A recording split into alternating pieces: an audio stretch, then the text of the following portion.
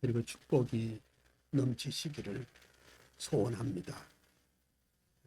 전국에서 이 청교도 신학 강의를 듣고 계시는 여러분들은 말할 것도 없고, 또 여러 곳에서 이 방송을 청취하고 계시는 또 시청하고 계시는 목사님들, 그리고 장로님들, 또 전도사님들, 또 평신도 여러분들 참 반갑습니다. 그리고 전 세계에서 이 방송을 듣고 계시는 여러분들 참 반갑습니다. 축하합니다. 제가 그 아브람 카이퍼의 사상과 삶을 지금 강의하는 중에 있는데, 그 제일 처음에 제가 말씀드리기를 아브람 카이퍼의 생애에 대해서는 이미 말씀을 약간 드린 적도 있고 해서 이 카이퍼의 그 사상편을 말씀을 드리면서 조금씩 그의 삶에 대해서 계속 말씀하는 중에 있었습니다. 최근에는 제가 아브람 카이퍼는 위대한 대설교자였다. 그러면 카이퍼가 이해했던 그 설교관은 또 어땠느냐? 그것을 살펴보는 중에 있습니다.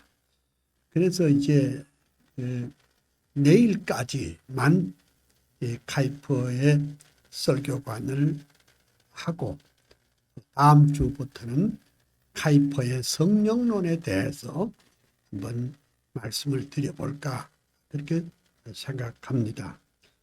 오늘 진행 순서는 우리가 늘 하던 대로 칼빈의 사상과 삶을 노랫말로 엮은 그걸 한번 읽고, 그 다음에 아브람 카이퍼의 사상과 삶을 노랫말로 엮은 것을 한번 읽고, 그리고 성경을 읽은 다음에 이제 그 진행을 아브람 카이퍼의 설교관에 대해서 계속 말하려고 하는데, 카이퍼의 그 설교의 관 가운데 핵심적인 것은 하나님의 말씀, 이 성경을 구속사적으로 이해했다.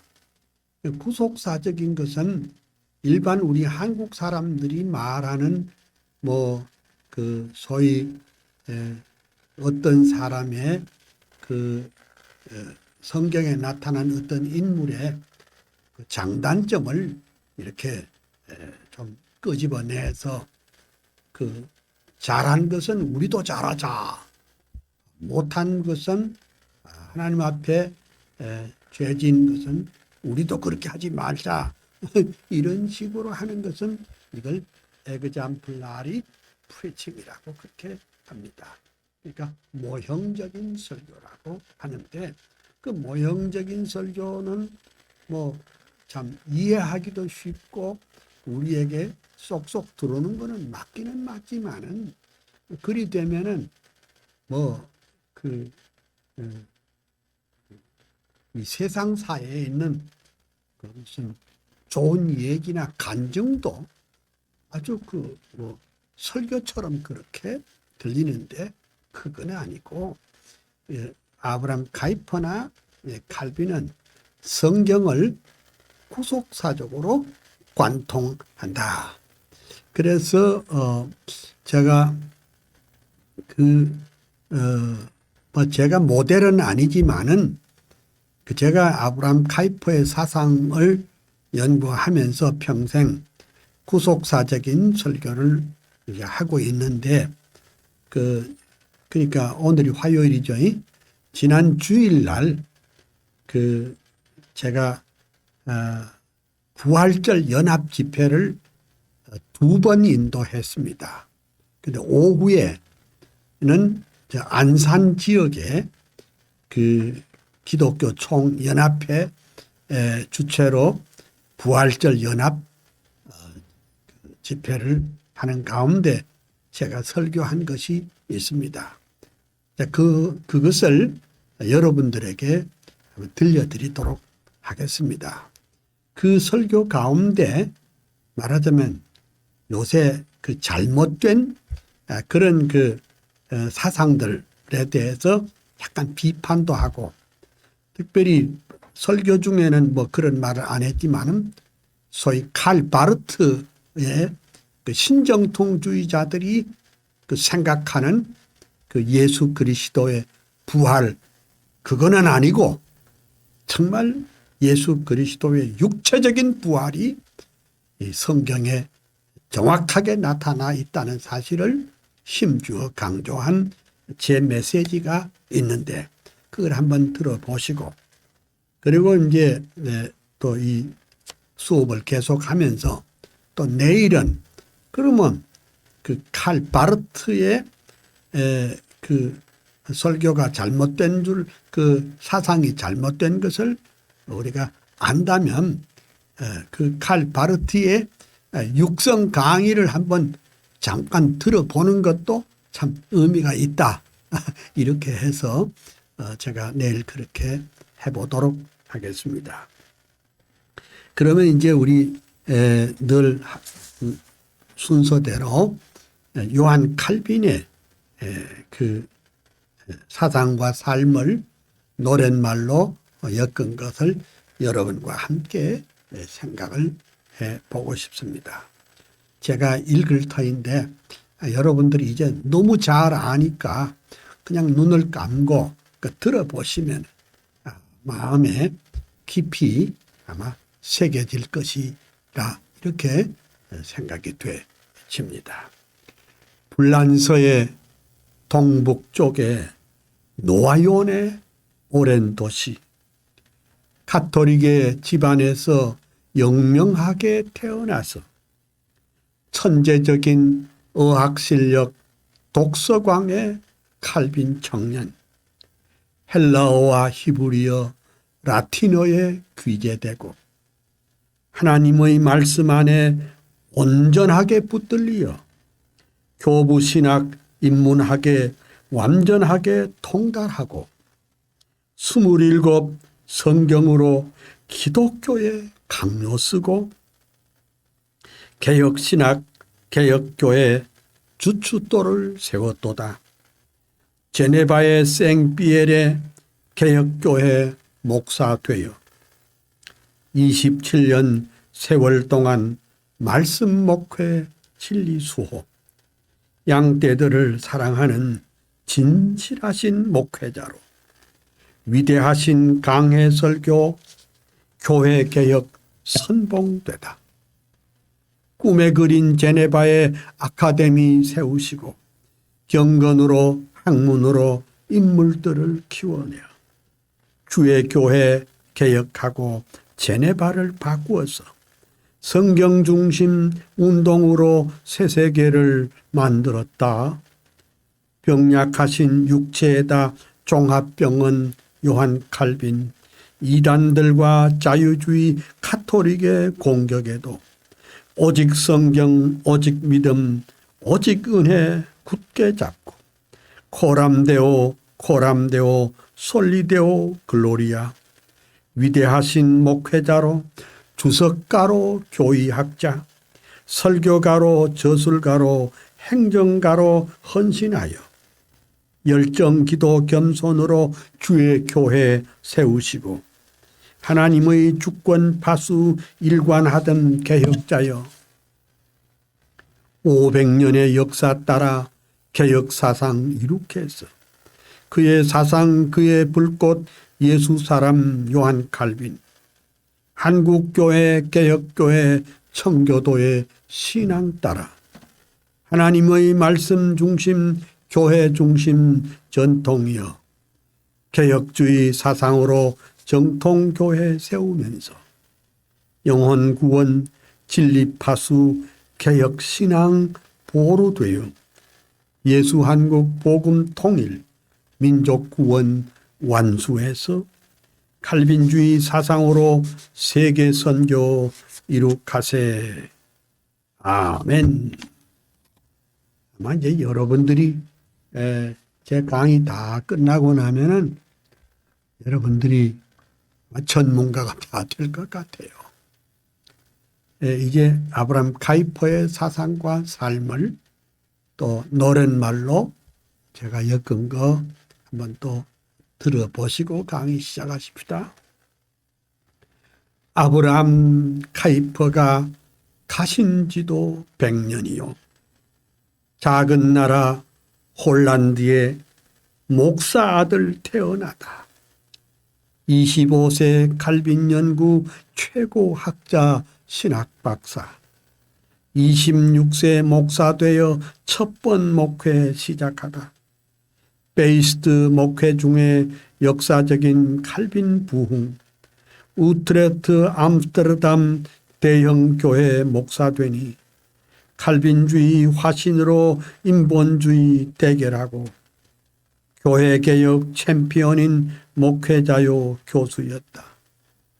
불꽃 같은 대설교자, 성령 사람, 말씀 사람, 정치가로 당 총재로 상원의원 수상되어 하나님의 주권 중심 나라 위에 동분서주, 세상 문화 바꿔버린 작은 거인 카이퍼여, 일간지와 주간지에 50년간 편집하고 끊임없이 칼럼 쓰고 논문들을 쏟아내어 200권의 저술을 남긴 위대하신 다작가여, 10개 머리 100개의 손 하나님의 일꾼이요, 프라야 대학교의 총장으로 취임 시에 영역 주권 사상으로 세계관을 정립하여 교회 정치, 경제사회, 문화교육, 예술학문 그 중심에 그리스도 왕이 되게 하시었다. 솔리디오 글로리아, 오직 예수, 오직 성경, 큰 소리로 평생토록 뜨겁게도 외치더니 교회개혁, 사회개혁, 정치개혁, 문화개혁, 칼빈주의 부흥시킨 대학자인 카이퍼여, 한국교회 모든 목사, 모든 장로, 성도들아, 카이퍼의 칼빈주의 영역주권 사상받아 이원론적 세계관과 번영주의 그만두고 예수 한국 복음 통일 말씀으로 이룩하세. 자유주의, 인본주의, 합리주의 대결에서 칼빈주의 운동 최전방에 전사되어 한국교회, 한국사회에 새로운 꿈 심어주고 카이퍼의 칼빈주의 더욱 불타 오르리라.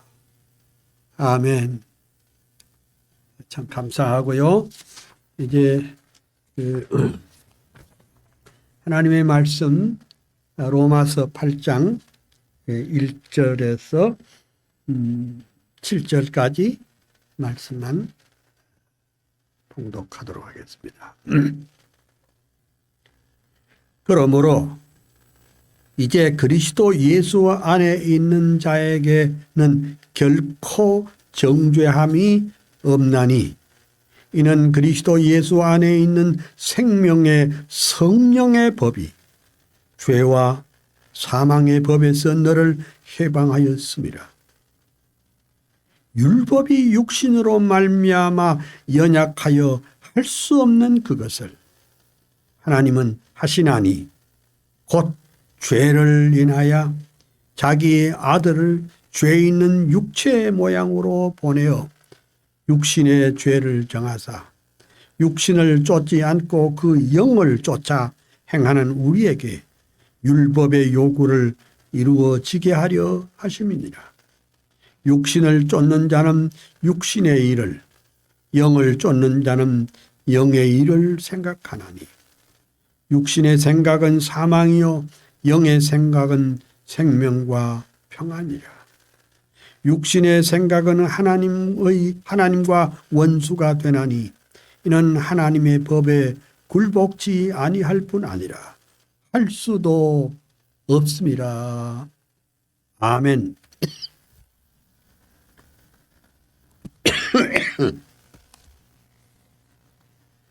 지금까지 카이퍼의 설교관을 보면서 어제 말한 것은 이겁니다. 카이퍼는 교리 설교를 많이 했다. 교리 설교를 어떻게 했느냐?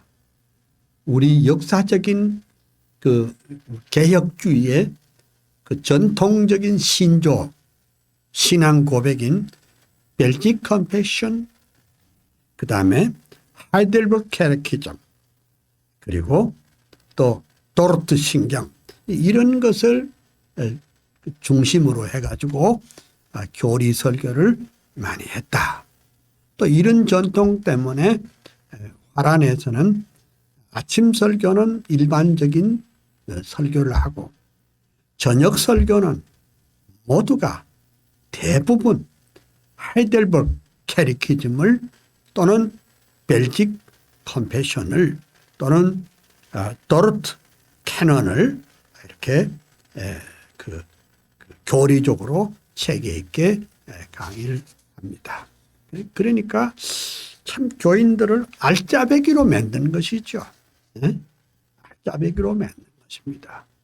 우리 한국교회 성도들은 그냥 은혜 받는 거는 좋은데 교리에 아주 무식한 그런 교회가 되고 있는 것은 참 안타깝다, 이렇게 보았고, 또 카이퍼는 프라이 유니버시티에서 교의학도 가르치고 히브리어도 가르치고 또 신학 백과사전을 가르치고 또 설교학을 가르치는데, 이 설교학은 호밀레틱스라고 합니다.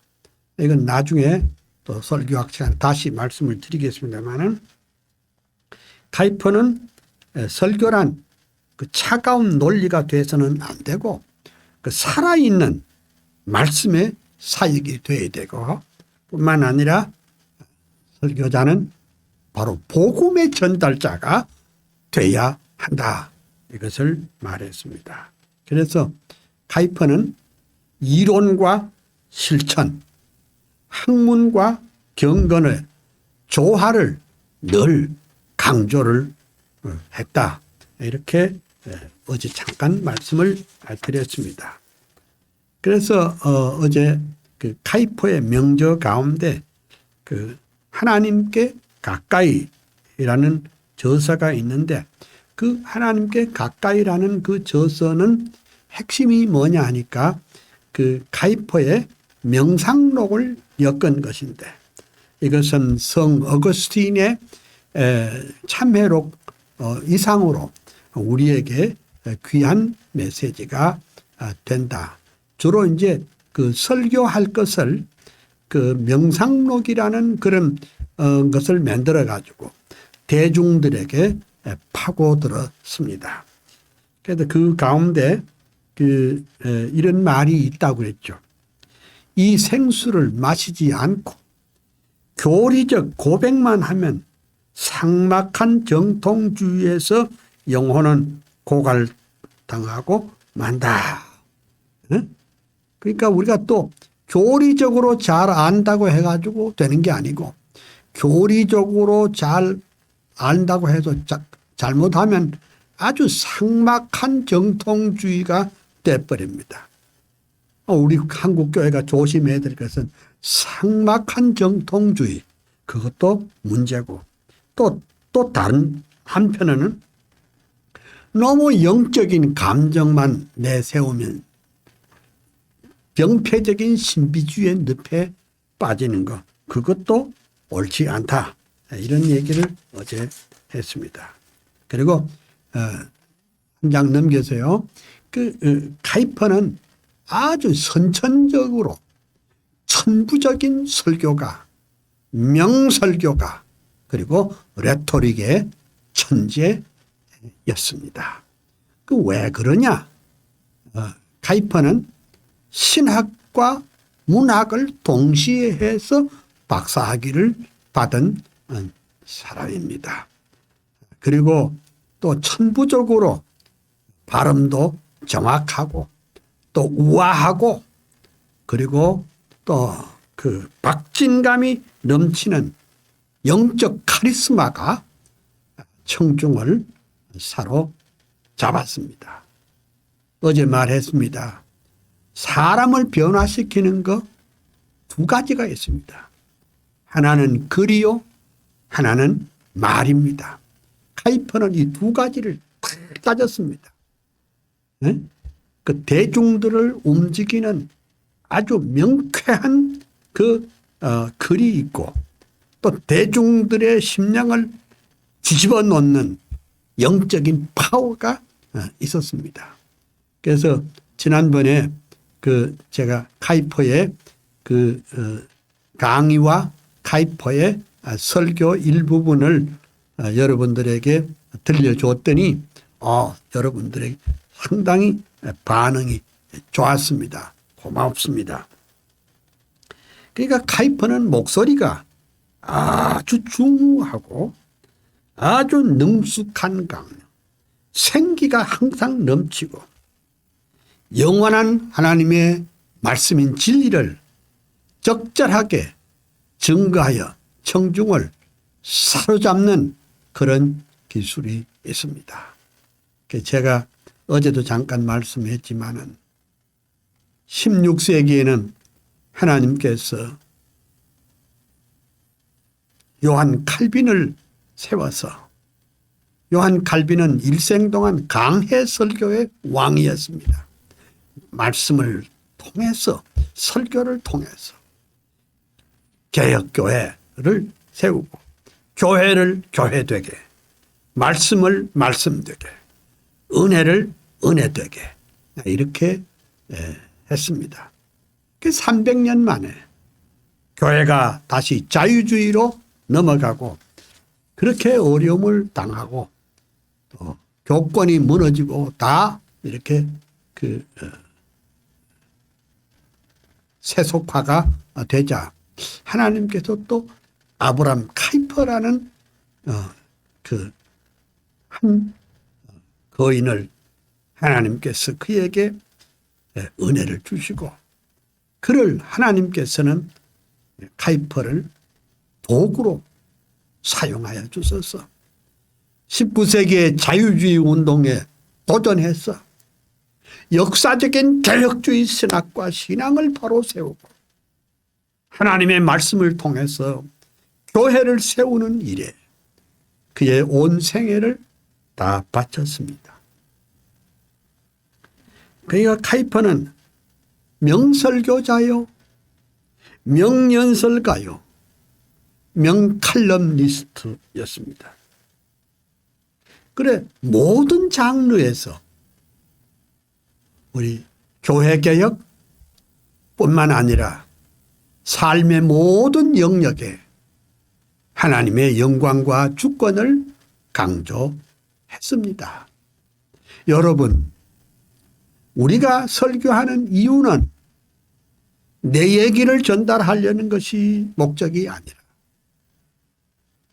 우리의 모든 그 설교를 통해서 여호와 하나님은 살아계시고 그는 우리의 구주가 되시고 그는 우리의 심판주가 되실 뿐 아니라 그리스도를 땅 위에 보내서 우리의 죄를 속량하여 주신 그 구원의 하나님을 선포하는 것은 물론이고 그리고 삶의 모든 영역에 하나님의 영광과 주권을 나타내도록 하는 것이 우리의 설교가 되어야 된다.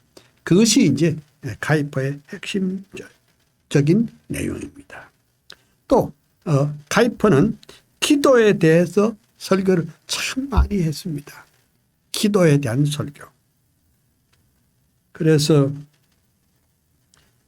그의 하나님께 가까이라는 책 가운데 이런 말씀이 있습니다.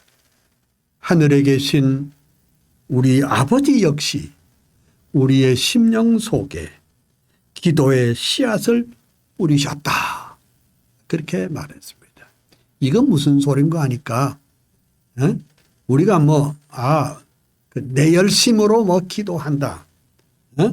내가 은혜 받아서 기도한다. 그거보다도 카이퍼의 입장은 뭐인 거니?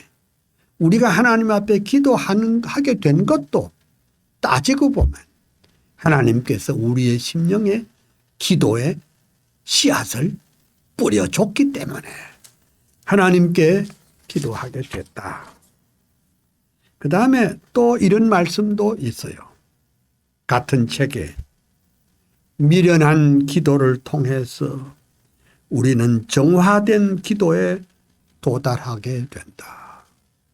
그러니까 이 말의 내용을 뭐인가 하니까 우리가 이제 문법적으로 안 맞고 또 앞뒤가 안 맞아도 정말 우리가 그 미련한 기도, 그 미련한 단순한 기도를 통해서 우리는 점점 더 아주 정화된 깨끗한 기도에 도달하게 된다. 그렇게 말을 했습니다. 또 같은 페이지에 이런 말씀도 있습니다. 우리는 세속적인 기도를 하지만 하늘에서 이슬로 떨어지며 보다 나쁜 차원의 고상한 기도에 이르게 된다. 그러니까 우리 기도를 해보면 처음은 이렇게 좀 수준 낮은 그런 기도를 할 수도 있겠지만은 그러나 기도의 깊은 세계에 들어가면 정말 하나님이 받으시기에 합당한 높은 차원의 기도를 하게 된다. 그렇게 알 수가 있습니다. 그리고 또 한 가지 아브라함 카이퍼의 기도론 가운데 우리가 맛볼 수 있는 말씀 가운데 하나는 뭐냐 하면 우리의 기도들 사이에 잡초를 제거해야 한다. 그러니까 우리가 하나님 앞 기도할 때 온갖 잡동사니가 온갖 잡동사니 그걸 다 떠오릅니다. 먼저 그 잡동사니 그 잡초를 먼저 제거하고 정말로 하나님 앞에 1대1로 하나님의 면전에 섰다는 그런 신전의식을 가지려고 하면은 우리의 모든 그 생각의 잡초를 제거해야 된다. 그리 말했습니다. 그리고 또 재미있는 표현이 있습니다. 그리고 그 사이에 기어다니는 전염병균을 제거해야 된다. 그러니까 참 그냥 우리가 그냥 하나님 앞에 무엇이든지 아뢰면 되는 것이 아니라 정말로 순결하게 진실하게 그리고 우리 마음의 잡초를 제거해야 하나님이 그 기도를 들으신다. 그렇게 말했습니다. 또 이제 카이퍼는 그 카이퍼의 설교 가운데 기도를 많이 말씀을 했는데 우리가 그분께 기도하는 소리가 아무리 작을지라도 그 방법이나 시간에 구애되지 않고 하나님께서는 우리의 기도를 들으신다.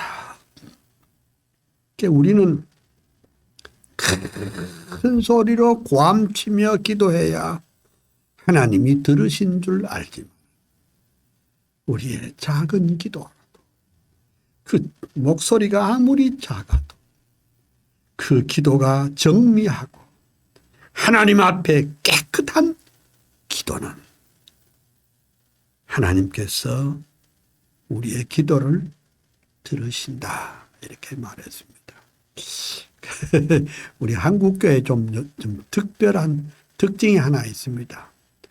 막 통성 기도를 하면서 또 이렇게 또 이렇게 피아노 반주도 하잖아요. 그 뭐 나쁜 건 아니지만 이 참 우리 한국 그 성도 좀 특별한 백성입니다. 특별한 백성입니다. 특별한 백성이고 뭐 반드시 무슨 반주가 있고 연주가 있어서 기도가 잘 되는 건 아닙니다. 중요한 것은 우리가 하나님 면전에서 정말 깨끗하고 순결하게 하나님의 면전에 서서 먼저는 우리가 아버지의 영광을 드러내지 못한 것을 회개하고 우리 자신의 말하자면 그 음흉한 죄악들을 회개하고 그리고 하나님 앞에 모든 것이 감사한 줄 알고 감사하고 그리고 다른 사람들을 위해서 기도하면 하나님께서 우리가 생각밖에 말로 다할 수 없는 은혜와 복을 주실 줄 믿습니다. 그 다음에 카이퍼는 또 말하기를 기도, 즉 하나님과의 의사소통, 즉 교제는 우리의 삶을 성화시켜주고 보호해 주시는 하나님의 능력이 된다. 기도의 삶을 통해서 하나님과 교제하는 것은 물론이고 우리의 삶을 성화시켜 가는 겁니다. 우리가 예수 믿으면 구원 얻습니다. 그럼 구원 얻은 다음에 뭐 그것으로 끝나는 것이 아니라 우리는 날마다 성화의 걸음을 걸어가야 되는 것입니다. 우리가 구원의 영화에 이를 때까지 날마다 우리는 성화의 삶을 걸어가야 한다는 겁니다. 그 성화의 삶을 살아가는 데 있어서 가장 중요한 것은 늘 하나님 앞에 기도하는 것입니다. 그래서 제가 참 부끄러운 게 있습니다. 제가 이게 교수 출신이기 때문에 기도가 참 부족합니다. 참 부족해요. 예? 제 스승 박윤선 박사님은 제게 마지막 써주신 글이 기도 일관이라. 기도로서 일관하라. 그렇게 가르쳐 주시고 떠나셨지만 나는 그리 잘 못 살고 있는 거 참 부끄럽고 여러분에게 고백을 합니다. 참 성경 많이 읽고 기도 많이 하는 게 제 소원입니다. 그랬어야 참 좋겠다. 그러니까 우리 신학하는 사람들의 약점이 바로 그런 게 약점이라는 것을 여러분에게 고백합니다. 그리고 이제 카이퍼는 굉장히 거룩한 이상주의자다. 거룩한 이상주의자다. 이렇게 거룩한 이상주의가 뭐냐? 요즘식으로 말하면 꿈이 있는 사람이야. 꿈, 비전이 있는 사람이야. 네? 그러니까 우리가 다 그러니까 뭐 내 나름대로의 꿈이 아니고,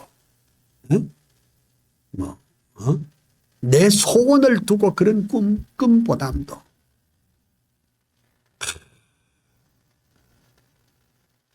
이 세상에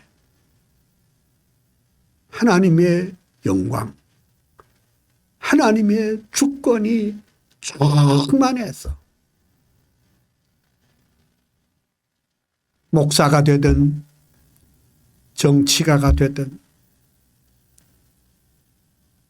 예술인이 되든 경제인이 되든 그 어떤 영역에서도 교육가가 되든 판검사가 되든 바로 그 자리에서 하나님의 영광을 위하는 그런 사람, 그런 나라, 그런 공동체, 그런 사회가 아브라함 카이퍼의 칼빈주의 운동의 꿈이었습니다. 이것을 가르쳐서 카이퍼는 거룩한 꿈, 거룩한 이상주의자라 이렇게 말할 수도 있습니다. 그래서 어떤 사람은 비판하기를 카이퍼는 하나의 로맨티스트다 이렇게 평하는 사람도 있다. 그런 로맨티스트 아니라 거룩한 이상주의자로서 나라와 민족, 교회가 하나님의 영광을 위해서 일해야 된다. 저는 이런 카이퍼리안 거룩한 그 이상이 오늘 우리 한국 땅에 더 이루어지기를 소망합니다. 예수 믿고 잘 먹고 잘 사는 것이 우리의 꿈이 아니라 예수 믿고 영혼 잘 되고 범사가 잘 되고 강건한 것 그것도 좋지만은 그래 영혼 잘 되고 범사가 잘 되고 강건해서 어쩔 건데 뭘 어쩔 건데 이 세상의 쾌락에 빠져서 엄벙덤벙 살 건가? 그게 아니고 무슨 일을 하든지 하나님의 영광이 우리의 최고의 사명이다. 그거 위해서 한 생애를 투자하신 분이 한 생애를 온전히 바친 분이 아브라함 카이퍼였고 그 아브라함 카이퍼는 그의 위대한 명연설가로 명설교자로서 민중들을 깨우고 글로 깨우고 말로 깨우고 10개의 머리와 100개의 손을 가졌다고 하리만큼 동분서주하며 살았던 카이퍼를 지금 생각하고 있습니다. 그래서 카이퍼는 그 설교의 메시지가 성경을 그냥 우리식으로 아브라함은 순종의 사람이니까 우리도 순종합시다 그런 게 아니고 아브라함을 택하신 하나님의 큰 목적은 마태복음 1장 1절에 있는 대로 아브라함과 다윗의 자손 예수 그리스도일세라. 그러니까 아브라함에게서부터 해서 그리스도까지 있는 이 광활한 그 라인 하나님의 구속 운동을 이렇게 참 늘 생각하면서 성경을 볼 줄 알았다. 그것은 우리가 redemptive historical expository preaching 구속사적인 강해 설교다. 근데 내가 참 섭섭하게 생각하는 것은 우리 장로 교단에 있는 모든 지도자들이 다 칼빈도 알고 카이퍼도 아는데 실제로는 강단에서 설교할 때는 완전히 슐라엘 마하가 돼버리고 폴 틸리히가 돼버리고 칼 바르트가 돼버리고 이런 식으로 나가는 것이 참 아쉽다. 그래서 우리가 그 신학만 중요한 것이 아니라 그 목양의 현장에서 삶이 얼마나 중요한가 하는 것을 알아야 할 것입니다. 그래서 제가 오늘 좀 부족한 설교지만은 지난 주일날 오후 4시에 그 안산 기독교 총연합회 주최로 그 열린 부활절 연합 예배 시에 제 설교를 한 편 그냥 틀어드리겠습니다. 부족하지만은 내가 카이퍼의 메시지를 그 카이퍼가 했던 그 방법대로 제가 좀 해보려고 노력한 거니까 여러분 들으시고 또 피차 은혜를 나누었으면 좋겠습니다. 감사합니다. 할렐루야. 이 코로나19 팬데믹 시대에 안산 지역에 우리 모든 교회들이 연합해서 하나님 앞에 부활절 예배를 드리게 됐는데 오늘 여기 오신 여러분들은 말할 것도 없고 또 유튜브로 영상으로 이 예배를 드리는 여러분들에게 성삼위 하나님의 은혜와 평강과 축복이 넘치시기를 소원합니다. 오늘 우리는 이 오후 시간에 예수님의 부활을 설명하기 위해서 모이지 않았습니다. 도리어 예수님께서 육체적으로 부활하신 것을 온 세상에 외치고 증거하기 위해서 모이신 줄 믿습니다. 예수님께서 사망의 권세를 깨뜨리시고 부활하셨습니다. 왜냐하면 예수 그리스도는 우리의 구원의 주이시기 때문에 사망에 머물 수가 없었습니다. 주 예수께서 부활하심으로 하나님의 그 약속을 이루시고 또 예수님 자신이 그 약속을 지키신 줄 믿습니다. 예수님은 처음부터 우리 죄를 대속하기 위해서 세상에 오셨고 부활하시기 위해서 세상에 오셨습니다.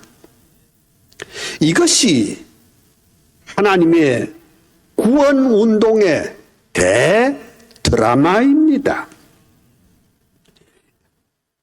하나님께서는 인간이 자기 힘으로 구속함을 받을 수 없음을 잘 아시고 참 하나님이시고 참 사람이신 예수 그리스도를 성육신하셔서 세상에 오셔서 그 많은 수욕과 고난을 당하시고 십자가를 지시고 그리고 죽으시고 다시 육체적으로 부활하셨습니다. 이것이 하나님의 비밀이요. 이것이 하나님의 큰 은혜입니다. 그러므로 기독교는 생명의 종교이며 또한 부활의 종교이었습니다. 만일 예수 그리스도께서 부활하시지 않았으면 오늘 여러분들이 우리들이 여기 모일 이유가 하나도 없습니다. 만약 예수 그리스도께서 육체적으로 부활한 일이 없었다면 그 사건이 없었으면 안산에 교회가 있을 수가 없습니다. 그러므로 기독교는 예수 그리스도의 부활 사건에 기초하고 있습니다. 그러니 부활신앙이 빠진 신앙은 물론 그것은 기독교가 아닙니다. 물론 부활신앙이 없는 사람은 예수 그리스도의 사람이 아닙니다. 자, 오늘 사도 베드로는 사도행전 2장에 오순절 설교 성령 강림 이후에 큰 능력을 가지고 구약 성경 요엘서를 본문으로 해서 첫 번 설교를 합니다. 자, 이 베드로의 설교에서 예수께서 십자가에 죽으셨다가 부활한 사건을 설명하면서 맨 처음 든 것이 다윗을 들었습니다.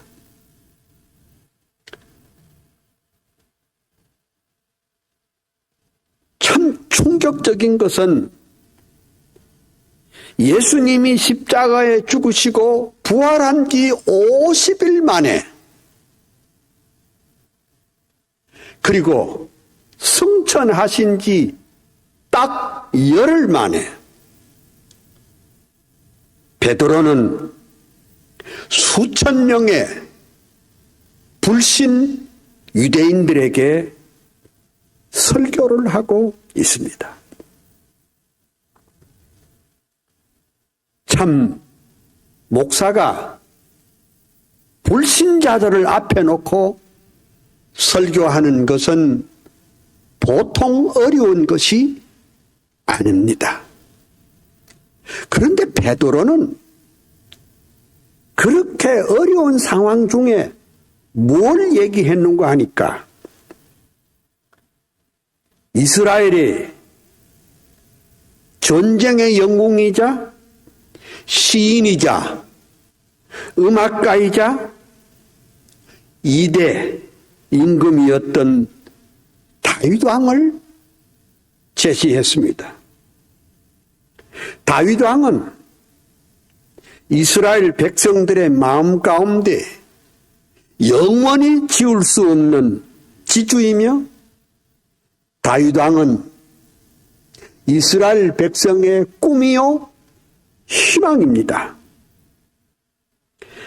그들은 다윗 왕을 가졌던 역사적 사건 하나로만 민족적 긍지를 가지고 있었습니다.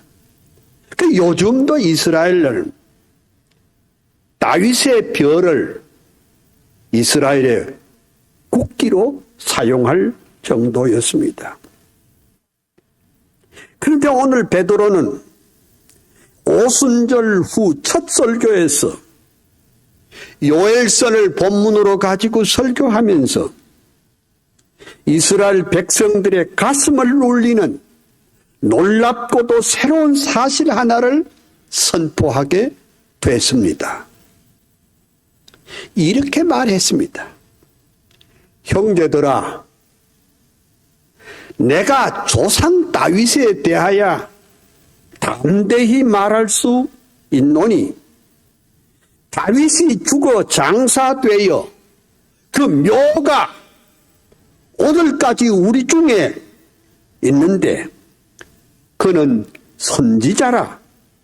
하나님이 이미 맹세하사 그 자손 중에 한 사람을 그 위에 앉게 하리라 하심을 미리 알고 보는 거로 그리스도의 부활하심을 말하되 저가 음부의 버림이 되지 않고 육신이 썩음을 당하지 아니하리라 하시더니 이렇게 말했습니다. 이 말씀은 시편 16편 8절에서 11절까지를 인용한 것입니다. 이 내용은 다윗이 예수 그리스도의 십자가의 죽으심과 부활을 미리 알고 예언했다는 진리입니다.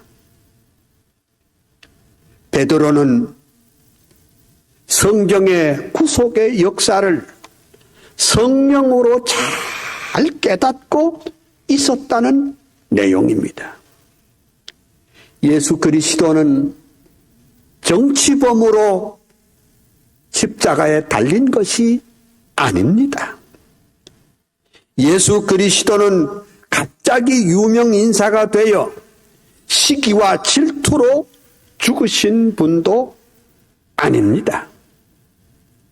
그는 우리의 구원의 주로 이미 다윗이 예언한 대로 우리 죄를 위해서 죽으시고 그리고 3일 만에 부활하실 것을 벌써 1000년 전에 말씀했다고 다윗이 그 앞에 나와 있는 수천 명의 군중들 앞에 아주 요지부동으로 이스라엘 백성들이 어찌할 수 없는 메시지를 그들에게 폭탄 선언을 했습니다.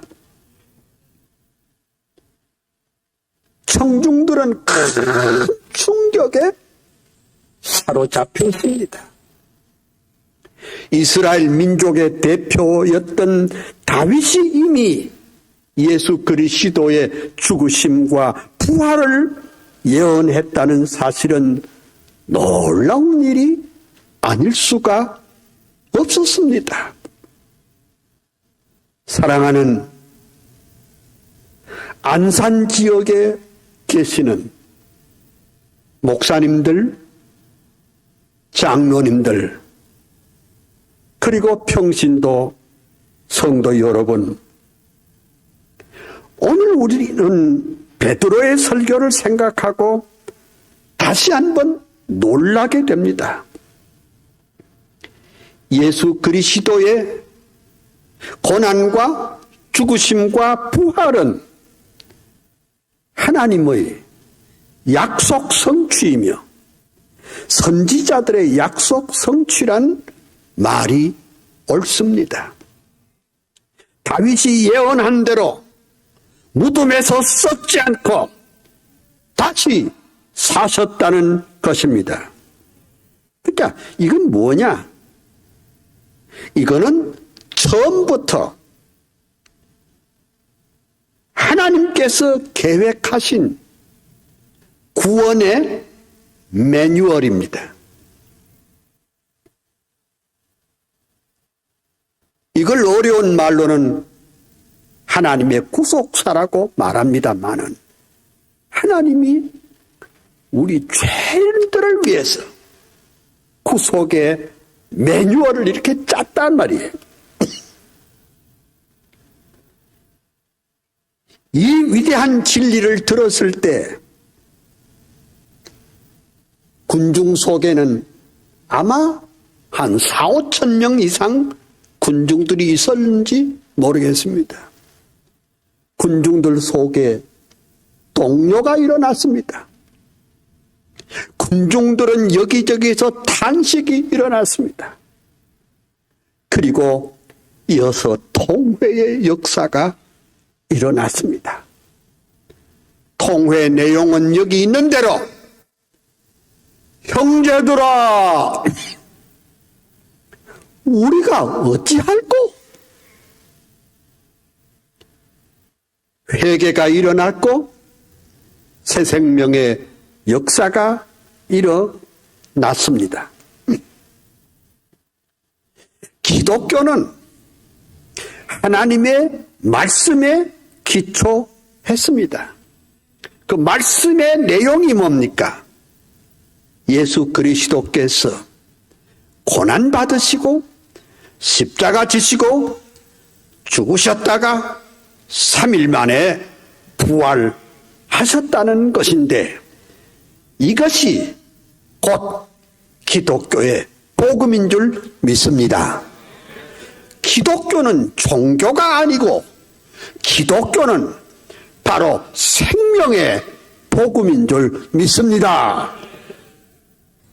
구약 성경이 오실 메시아가 고난받으시고 죽으시고 다시 살아나실 것을 말씀했고, 그리스도는 그 말씀대로 고난받으시고 죽으시고 다시 사셨습니다. 오순절 성령 강림으로 새 힘을 얻고 제자들은 생명을 걸고 예수 그리스도의 부활을 외치게 됐습니다. 오늘 살아가는 우리들은 그리스도의 부활의 증거자로서 사명이 있습니다. 여러분, 예수께서 사망 권세를 깨뜨리시고 부활하신 것은 스토리가 아닙니다. 다시 말할게요. 예수께서 십자가를 지시고 죽으셨다가 3일 만에 부활하신 것은 이야기가 아니란 말이에요. 스토리가 아니라 이것을 역사적 사건, 즉 히스토리컬 팩트입니다. 그러면 이 역사 기록을 누가 했느냐? 마태, 마가, 누가, 요한, 베드로, 바울 6명이 요즘식으로 말하면 일간지, 주간지, 월간지 모든 리포트가 예수의 고난과 죽으심과 부활을 이렇게 힘있게 외치고 썼습니다. 그러면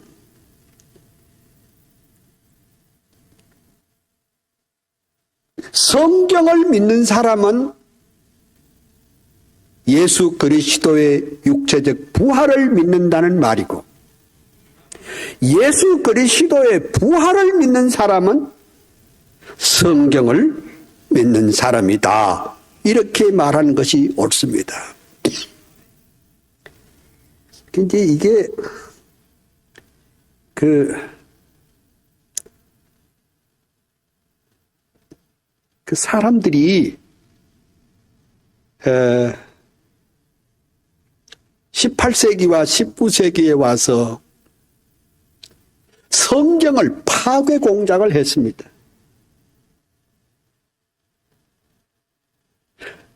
증명되는 것은 믿고 증명 안 되는 것은 믿을 수 없다는 계몽주의, 합리주의 사상이 일어났습니다. 그래서 이 성경에 있는 모든 초자연적인 내용, 이적을 다 부정하게 됐습니다. 그러니 어떻게 교회가 황폐해지기 시작했습니다. 다시 말하자면 성경의 이적 기사 가운데 가장 최고는 예수 그리스도의 육체적인 부활입니다. 근데 그 교회가 다 피폐해지고 성도들이 다 교회를 떠났습니다.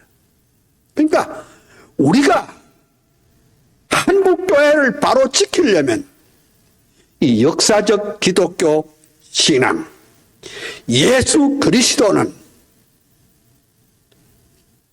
하나님의 말씀의 예언대로 육체적으로 다시 부활했다는 이 확실한 부활 신앙을 가질 때 교회는 변화되고 새롭게 될 줄로 믿습니다. 근데 아주 그 19세기에 와서 아주 이상한 일이 일어났다. 100년 전 일입니다. 100년 전 어떤 사람들이 일어나서 뭐라 그랬느냐 이래 말했습니다. 그거 뭐 성경에 나타난 이적이나 기사나 초자연적인 거 그렇게 뭐 따질 게 뭐가 있노? 그럴 것이 아니라 그 성경에 나타나 있는 좋은 말씀, 그것이 오늘을 살아가는 우리들에게 무슨 교훈을 주느냐, 무슨 의미를 주느냐, 그것만 믿으면 안 되겠나? 요런 운동이 100년 전부터 슬슬 일어나기 시작했습니다.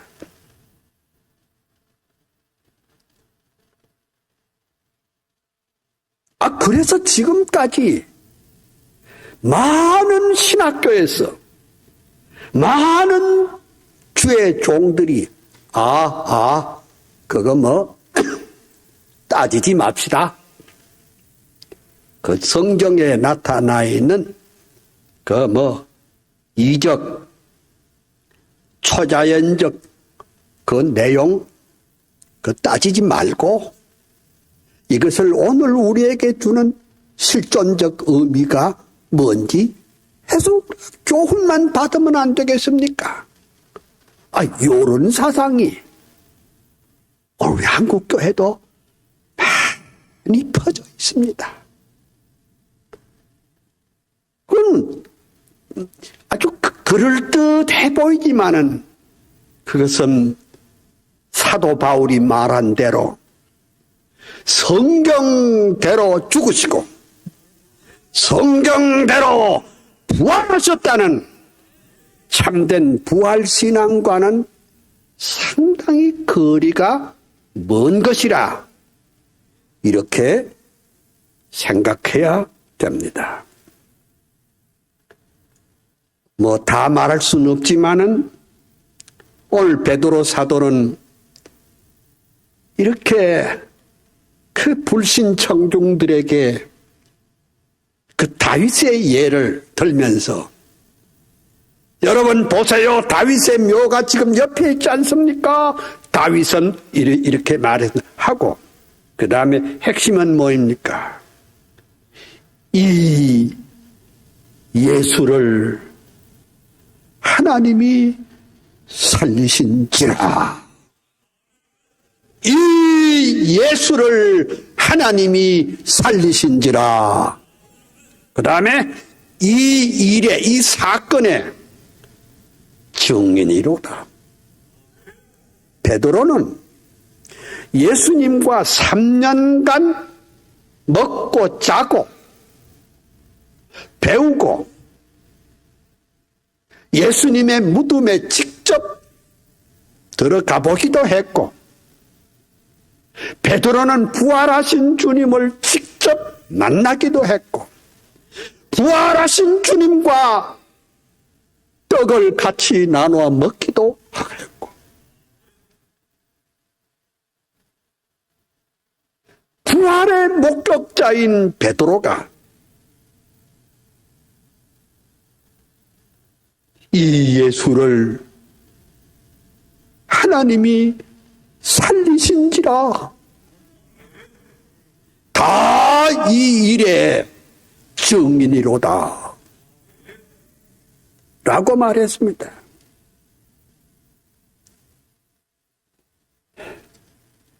그러니 성경에 나타나 있는 모든 초자연적인 이적 기사 그거 못 믿으면 예수 그리스도의 부활도 물론 못 믿겠지요. 예수 그리스도의 부활을 못 믿는 사람은 아직은 그리스도인이 아니지요.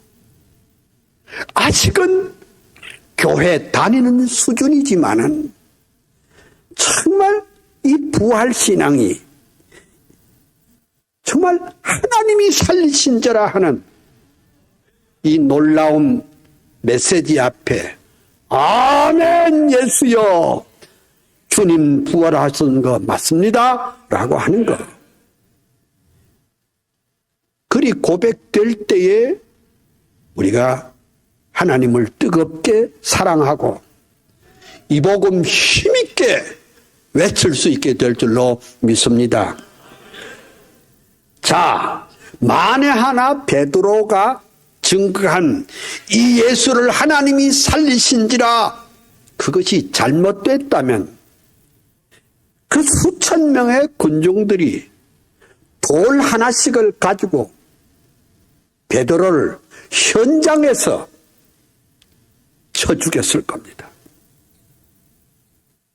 또 유언비어를 퍼뜨린 자를 군인들이 체포하지 않았을까요? 아직도 계엄령하에 있는데 아직도 정부가 예수의 죽음을 두려워하고 공권력을 풀어서 군인들에게 돈을 주고 입을 다물어라 이런 정치 공작을 하는 중에 있었는데 베드로는 힘있게 이 예수를 하나님이 살린 신지라 이렇게 말했습니다. 자, 서기관과 바리새인들이 로마 당국과 합작해서 예수를 십자가에 못 박히는데 내어 줬잖아요.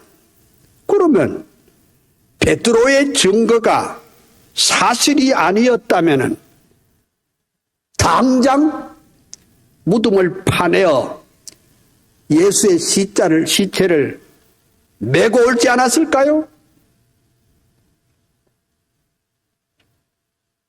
하지만은 그들은 베드로의 설교를 듣고 형제들아 어찌할꼬 하며 통곡하며 회개의 역사가 일어났습니다. 사랑하는 성도 여러분, 지금 우리는 어려운 시기에 있습니다.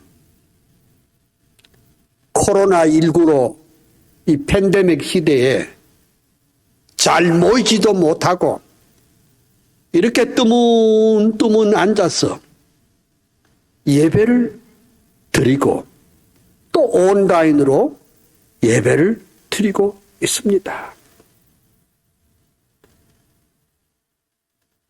오늘 베드로가 말한 대로 하나님이 오른손으로 능력의 손으로 예수를 높이며 그가 약속하신 성령을 아버지께 받아서 너희 보고 듣는 이것을 부어 주셨느니라.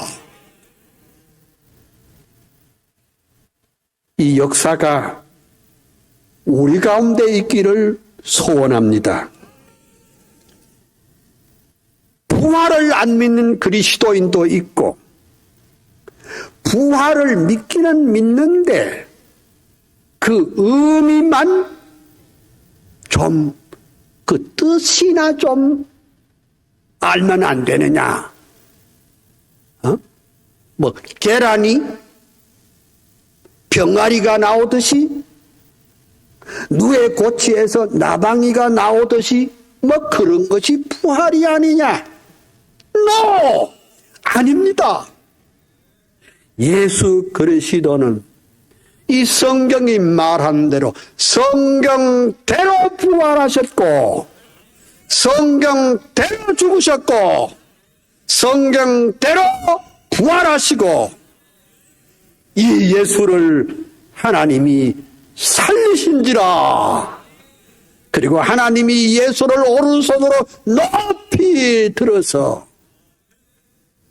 그리고 우리에게 교회를 세우시기 위해서 성령을 물 붓듯이 쏟아 주신 줄 믿습니다.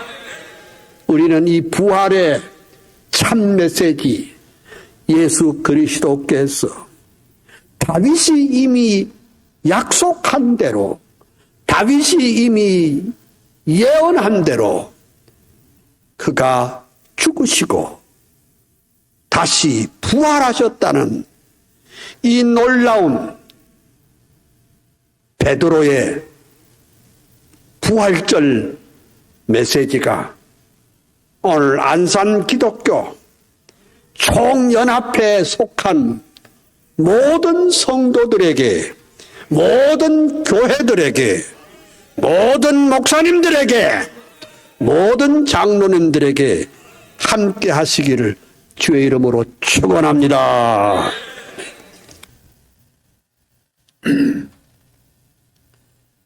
예, 어떻게 잘 보고 잘 들으셨는지 모르겠습니다. 뭐 이미 부활절 설교를 각 교회에서 다 듣고 이미 부활절 예배를 다 드린 줄 알지만은 제가 왜 이 그 내용을 다시 여러분들에게 방영해 주는가 하면은 이제 핵심이 이 카이퍼가 말한 대로 항상 성경을 구속사적으로 이해하고 파악해야 된다. 항상 구속사적으로 이 성경을 해석하고 그 구속사적으로 즉 그 하나님의 그 위대한 구속의 매뉴얼이 성경에 있다. 그것들을 이제 말씀하기 위해서 그냥 한 모델로 부족한 설교지만은 제가 여러분들에게 들려주었습니다. 그 부활절 새벽 예배는 대구 지역 기독교 총연합회에서 제가 했고 또 오후에는 안산에 있는 빛나교회에서 모여서 그렇게 했습니다. 또 여러분들에게 또 이것을 한 것은 그 마지막 끝에 그 어떤 사람들은 그거 뭐 저기 그 뭐 복잡하게 뭐 성경에 나타나 있는 뭐 초자연이니 이적이니 뭐 따질 거 뭐 있노 그렇게 하지 말고 그거 그냥 그 말씀 속에서 오늘 현대인에게 주는 그 메시지 즉 그 교훈이 뭐냐 알면 안 되나 이런 것을 가르쳐서 뭐 여러분들 지금 신학을 공부하기 때문에 내가 말할게요. 이런 것을 빨트주의라고 그럽니다. 예? 뭐 빨트주의라고 그러고 또 이런 것을 요새 또 다 뭐 희한한 말 많이 합니다. 내러티브 디알라지라는 게 설화신학이라는 게 또 설화신학이라는 게 그겁니다. 그러니까 칼 바르트의 신학을 그걸 또 현대인에게 또 맞게 만든 것이 내러티브 디알라지인데 그게 꼭 같은 거예요. 뭐 복잡하게 성경에 뭐 나타나 있는 뭐 모든 그 이적 기사 모든 사건을 그냥 오늘 우리에게 살아가는 무슨 메시지가 있을 것이다. 이거는 이제 미국으로 그 칼 바르트의 신학이 미국으로 전달되면서 그 양반은 히스토리 역사와 또 게시흐테라는 게 있어요. 게시흐테가 뭐냐? 전설이야. 만담, 전설. 그러니까 이 핵심이 그 전설 같은 거는 그런 거는 받고 그게 뭐 역사든지 역사 아니든지 그건 상관없고 그냥 그걸 실존주의적으로 파악하자. 그러니까 칼 바르트는 실존주의 사상을 많이 채택을 했거든요. 그런 식으로 나는 우리 한국교회 목사님들이 강단마다 계속 그런 게 좋은 말씀 많이 해요. 좋은 말씀 얼마나 좋은 말씀만 희망이요 긍정적인 사고방식이요 나눔이요 하도 좋은 말씀을 많이 해서 그 좋은 말씀이죠. 좋은 말씀은 좋은 말씀인데 성경을 그렇게 한 것은 이런 것을 가르쳐서 신복음주의라고 그럽니다. 신복음주의. 예? 신복음주의. 예? 요새 흔히 말하는 WEA에 속한 사람들이 다 그렇게 참 그분들의 설교도 좋고 뭐 강의도 다 좋습니다. 아, 성경에서 뭐 오늘을 살아가는 우리들에게 뭐 실존적인 의미가 무엇이고 그걸 하면 좋겠네. 좋은 말이고 복음은 아니더라 이게. 어? 어? 뭐 가끔은 좋은 말도 필요는 하겠지.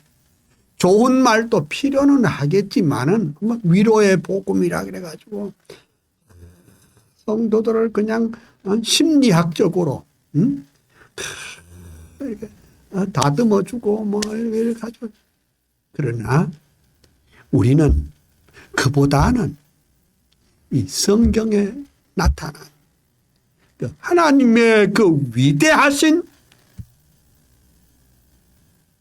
구속의 복음을 바로 때려줬어.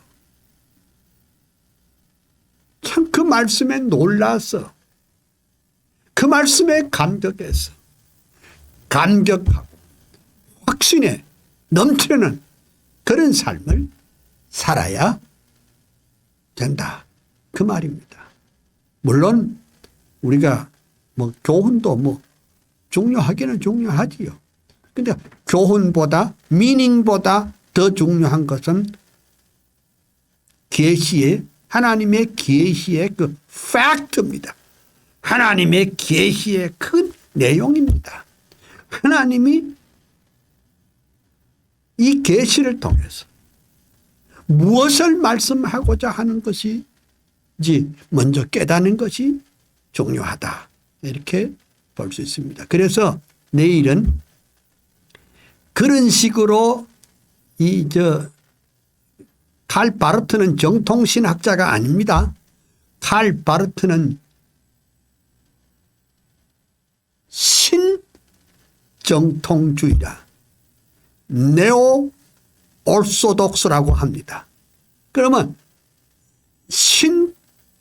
그 정통주의나 신복음주의나 그게 같아요. 응?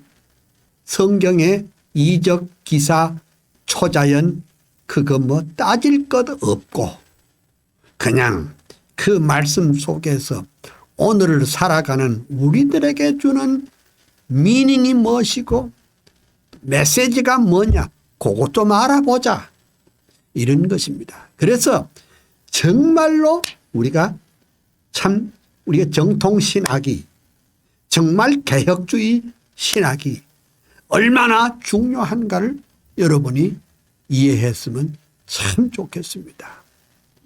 내일 다시 뵙지요. 기도하겠습니다. 할렐루야. 하나님의 큰 은혜 축복 감사합니다. 웬 은혜입니까? 웬 축복입니까? 웬 사랑입니까? 예수 그리스도께서 죄인들을 구속하시기 위해서 성육신 하시고 십자가에 달리시고 죽으셨다가 3일 만에 하나님의 능력으로 다시 부활하신 이 놀라운 사건 앞에 하나님 우리가 무릎을 꿇게 하여 주시고 여기서 우리의 마음이 감격과 감사와 확신이 넘치도록 도와주옵소서. 예수님 이름으로 기도합니다. 아멘.